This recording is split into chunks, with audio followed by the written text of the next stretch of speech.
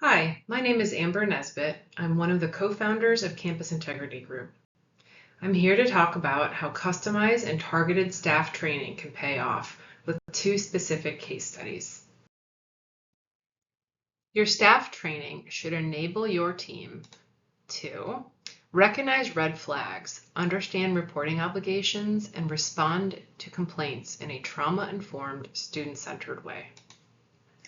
They should know your school policies and expectations so they can protect students and themselves from serious missteps. And finally, your training should help build a safer and more supportive school environment. What does an effective training program entail for Title IX and related sexual misconduct? Title IX regulations require specific training for Title IX coordinators, investigators, decision makers, and informal resolution facilitators.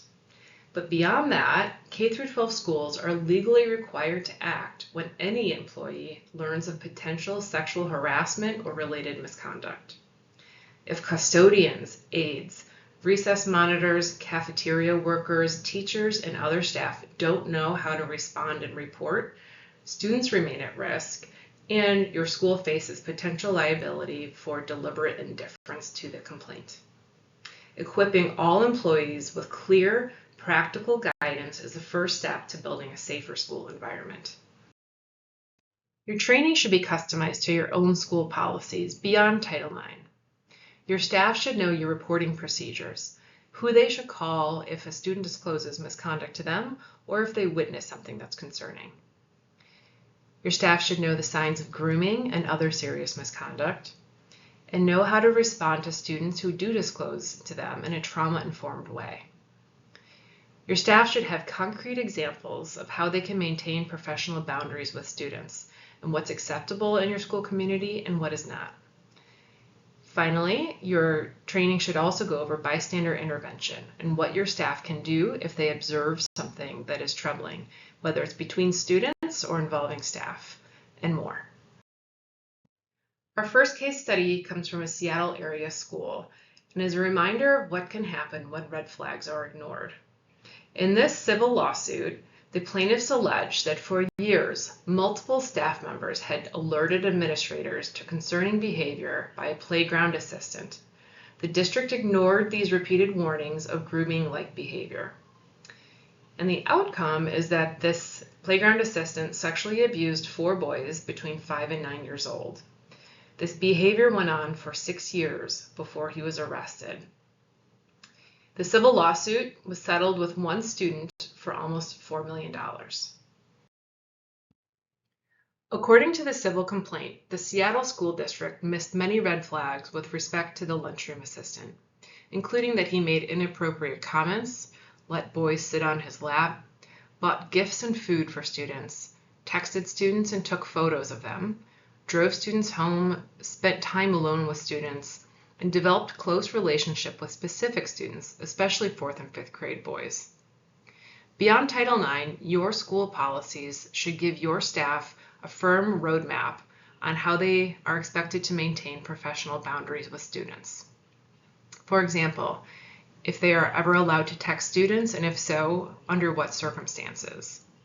When they're allowed to drive students anywhere and what kind of written permission they might need. The rules for gift giving and other acts that could be seen as favoritism. And whether they're allowed to spend time alone with students, especially behind closed doors. School districts also have an opportunity to improve their detection and prevention through data analysis that can lead to targeted training for specific groups. As former leaders of the Chicago Public Schools Sexual Allegations Unit, the only independent investigative unit in the country, the founders of Campus Integrity Group regularly presented public reports to the Board of Education, highlighting trends, outcomes, and systemic gaps. These reports reflect our deep expertise in using complaint data to uncover risks and drive meaningful prevention strategies. The following case study demonstrates how we turn insights into action. In this case study, we'll review how complaint data and case outcomes can help identify areas for targeted training In this case, we're specifically talking about security guards. So starting in 2019, I was the leader of the Sexual Allegations Unit for the Chicago Public Schools, the only independent unit of its kind in the country, investigating staff misconduct against students. In that role, I alerted the Chicago Board of Education that almost 5% of school security guards were under investigation for misconduct. This was significantly more than all the other job categories we were investigating.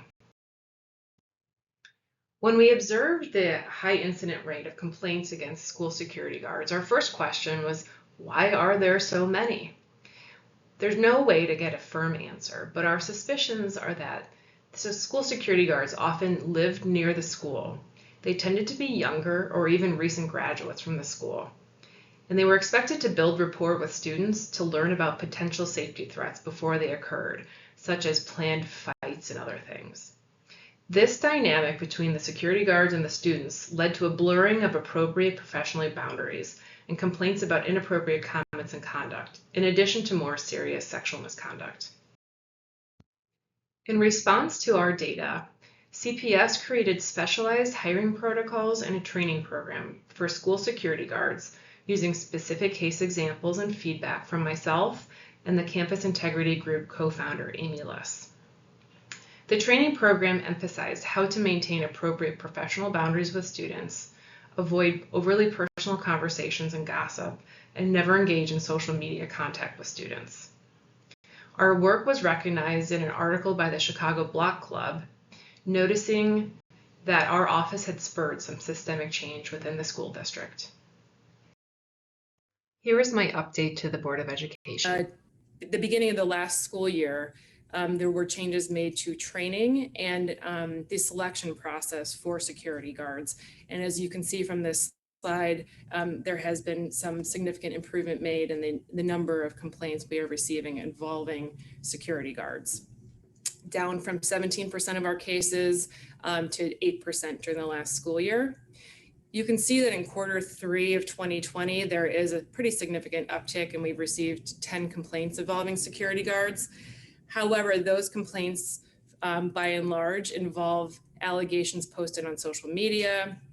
Many of those allegations involve past conduct. So we are still investigating them, but it does not represent a new pattern that we are concerned with at this point. Discussing databases and analyzing data can be overwhelming, but it doesn't have to be. Campus Integrity Group can help you build databases, analyze trends and risks, develop action plans, and design targeted training, whether for a segment of your staff, a certain school, a geographic area, or something else. The start of a new school year is the perfect time to launch stronger data tracking systems and refreshed training programs. So reach out and we'll talk about how we can help you make it happen.